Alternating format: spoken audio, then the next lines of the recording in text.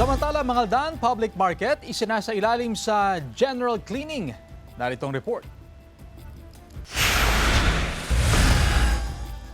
Madalas ereklamo ng ilang negosyante at mamimili ang marumi, maputik at maalinsangang bahagi ng Mangaldan Public Market, partikular sa meat at fish section. Pinamumugaran na raw ng ipis at taga ang ilang pwesto. Dahil dito, nagsagawa ng general cleaning sa pamilihan na nagsimula kaninang alas 3 ng hapon at magtatagal hanggang mamayang alas 10 ng gabi. Layo nitong mapanatili ang kalinisan at kaligtasan ng mga stakeholder. Araw-araw naman yung paglilinis natin sa palengke, no? Pero sa ngayon, ang gusto natin, ma-eliminate, lalo na yung mga hindi naman may mga nakikita tayong ipis dyan. Hirit ng ilan, ayusin ang mga baradong kanal na nagiging sanhi ng pagbaha sa lugar. Kasi mabaho, madam, punong-puno na kasi yung drainage, ma'am. Kailangan linisan kasi siyempre yung mga customer mabaho pag naamoy niya.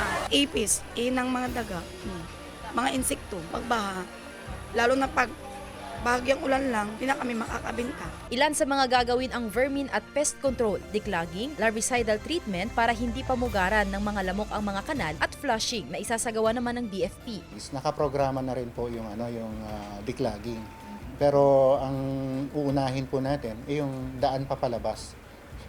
Kasi mawawalan ng silbi na madiklag namin agad itong public market na kung saan yung dadaanan naman ibarado. Umaasa ang LGU na magiging responsable ang mga negosyante at mamimili sa pagpapanatili ng kalinisan sa pamilihan. Kasama si Henry Duminsil, Sandy Salvacio, One North, Central Luzon.